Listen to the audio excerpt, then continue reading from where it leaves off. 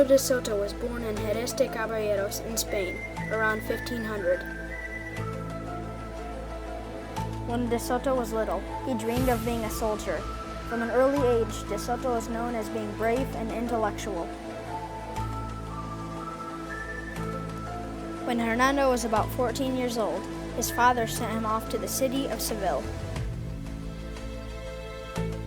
In Seville, De Soto went on an expedition through the West Indies led by Arias Dávila in 1514. By 1521, De Soto became Captain De Soto. In 1524, the young captain took part of the conquest of Nicaragua. Next, he explored El Salvador and Honduras. As a reward for his services, De Soto was given a large piece of land. Along with the land came the right to use local Indians as slaves.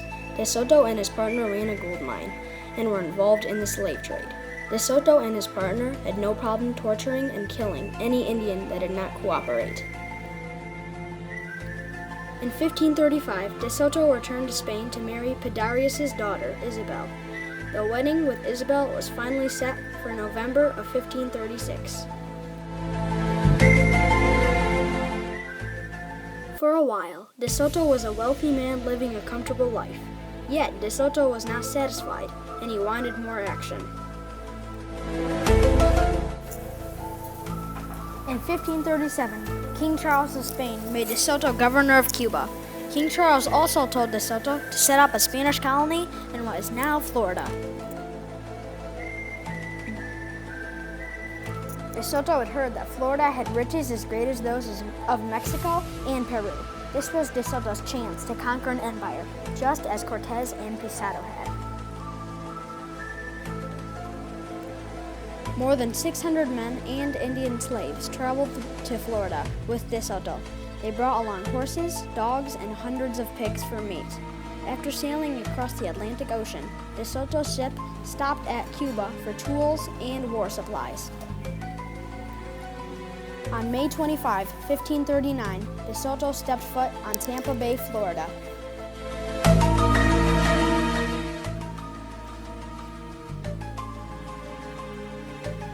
When winter came, De Soto's men stayed in an Appalachian Indian village. Today, this location is Tallahassee, Florida. In the spring, when De Soto finished going through Georgia, they came across the Cofitachequi tribe.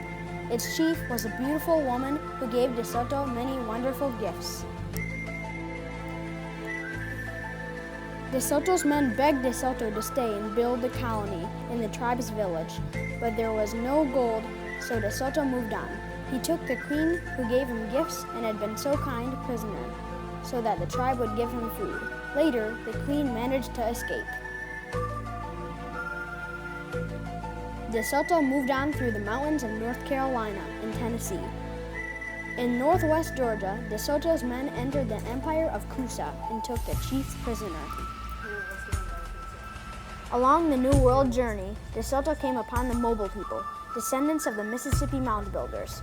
The number of Indians De Soto and his men killed ranges around 2,500 to 11,000 Indians. De Soto only lost around 20 men, but lost most of his supplies. On May 8, 1541, De Soto discovered the Mississippi River, and he is credited as being the first European explorer to discover the Mississippi River. De Soto was not very excited when he found the river and moved on. De Soto crossed the river on June 18, 1541. With winter coming, De Soto planned to stay in an Indian village in what is now northeastern Mississippi. While De Soto was staying there, he became very ill. On May 21, 1542, De Soto died of his illness. De Soto's men dropped his body in the Mississippi River for his burial place. De Soto's exploration was considered a complete failure. Most of the Indians in southern states just viewed De Soto as a very cruel man and a murderer. The impact of De Soto's exploration was that he discovered new land in the Americas and earned a reputation as a cruel and brutal murderer.